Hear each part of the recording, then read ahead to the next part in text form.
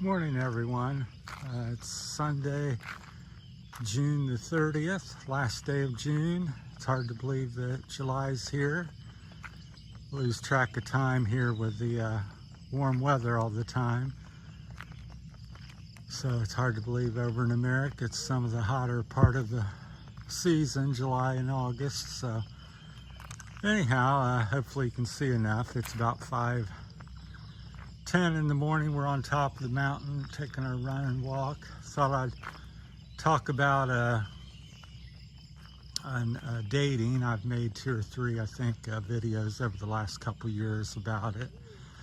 So I think in general, you know, people get together, you know, she's cute, he's handsome, he has money, she's cute. And you know, a lot of the relationship starts is based on that. And I think that's a start, but I think it's also a, potential real problem. I think as you get older, you hopefully get a little wiser and you look at, how people, truly are. I think one of the big things is to take some time, a season, and I talk about a season as being not just springtime, but a spring, fall, winter, and summer. So 4 seasons, so a year plus to get to know somebody. You want to see how they are, year round and under different conditions when things aren't good, money's maybe not so good, they're sick. I'll just share some of the beautiful sights here in the morning. Look at the clouds there. So I think that's important to take time. Also, get somebody that has similar interest in things. A lot of times we go, well, we're not real political, but my spouse is always going to the rallies and, very vocal and very political, or could be religion. She goes to church or he goes to church 3 or 4 days a week, very involved in the church. Well, I think that's very also, would be very important in the relationship. So don't just take that lightly. Or a hobby. Maybe he rides motorcycles. He's in a motorcycle group. He's very passionate. He spends a lot of his money on motorcycles. That's an important thing. It's just not simply going to go away just like the others. And so I think it's important that you talk about that. And also I think what would be wise that you're also interested in these things. So get somebody that you're compatible with. I think that's a truly overlooked thing.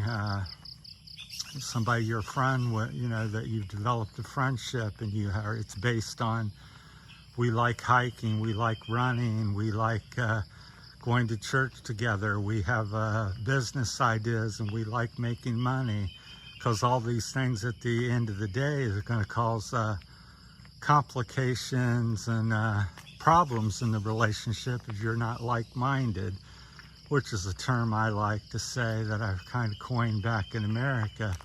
So get people that are like-minded, with you, friends and relationships. I think it's important. And then there's, we'll jump around a little bit as usual. Of course, if you guys have any comments or thoughts or questions, feel free to leave them down below in the comments. Just some of my thoughts. Also, here in the Philippines, a couple things that are somewhat unique to the Philippines is one is like the age difference. In America, usually we'll get married to somebody within about 10 years of us. So if I'm 60, probably 50 to 65-year-old woman, and about the same if you're a woman, it'd be about the same age range.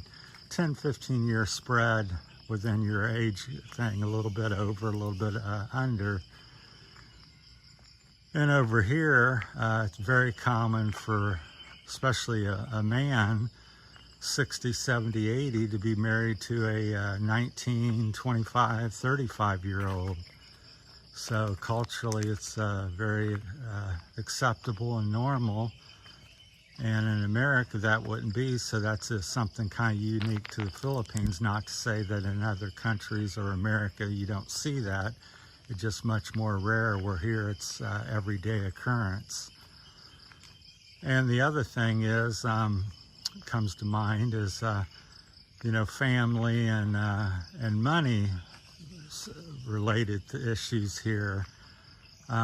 Basically, when you're married or dating somebody, or people here, family could be mom, dad, brother, sister, cousin, grandparents.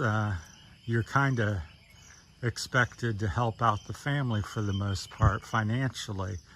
So that's another big thing to think about and talk about and get straightened out before you get in deep with somebody. So is that okay with you, and how much are you going to give? Or are you not going to give at all? And is that going to be an issue? Because here, family all the time, everybody I've spoke with is like, oh, I make 500 pesos or 250 a day, and I must help the family and do this and that with it. So in the West, at least in America, that's not the norm, and can be a real big problem. So that's something to be aware of and discuss with whoever you're with. And another thing I find is, having babies, having children and stuff.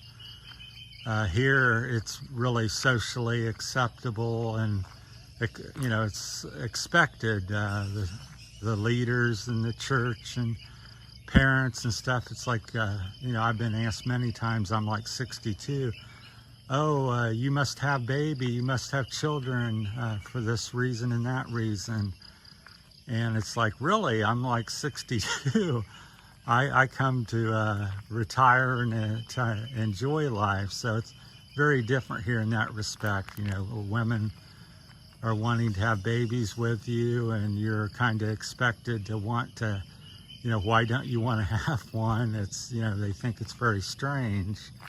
So in the West, most men, 50, 60, 70, don't want to have babies because more work. They're tired of working, and the money and the cost of it over there. So that's 3 big topics. There's probably quite a few more, but so age gap, babies, money are 3 in the Philippines that are a little bit different than the West, that could create problems.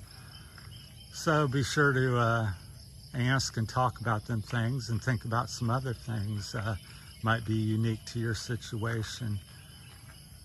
So yeah, we're walking. That's Santiago down below us there. So that's where we're at, Barotac, Viejo, Iloilo. It's about 5:15 Sunday morning, June the 30th, the last of the month of June. So just sharing the beautiful morning as we go along. So that's stuff to things. So I think it's key to take your time, take a season or two, a year or two, meaning get to know somebody, see them in the good and bad, and then start off, pick somebody you're compatible with. Financially, if he can't get a job or can't find work, well, he's probably not going to get a job and find work once you get married. Same vice versa for her. If she's not hiking with you and you love to hike, well, that's going to create tension and friction in the relationship. So it's not the hiking part per se, it's the doing things together. So whatever your interest may be, I just said hiking because that's one of my big interests. I like walking 2 or 3 times a day sometimes. But so whatever it may be, it could be swimming, sewing, whatever you spend your time doing. So, and a lot of people go, oh, well, I cook and clean. I go, well, that's okay, but that's normally something people don't do together. But again, if that's your main interest and somebody else likes to, go to resorts and do this and that, well, it's going to be an incompatibility issue down the road once the cuteness and the newness of the relationship, because a lot of people just look at I'm in love and it's exciting, she's pretty, he's handsome, he's got money, they just look at that and it starts off and their heart's pounding and pitter patter and they're excited. But after a couple weeks, couple months of that, then it gets down to reality.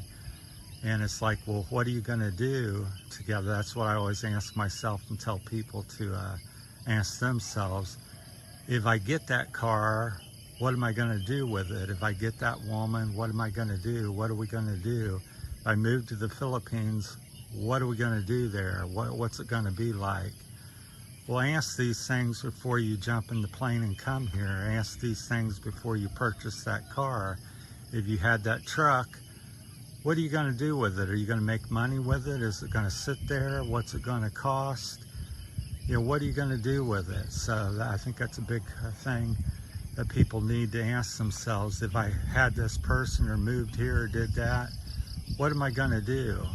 And then, think about that and write that down.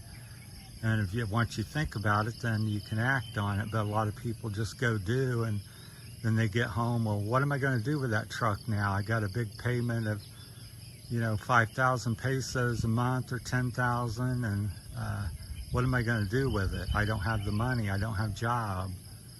I don't have work. What am I going to do? Well, it's too late because you already purchased it. So keep these things in mind.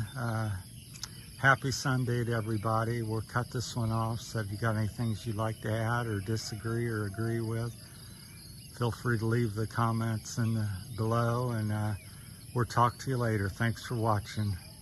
Goodbye.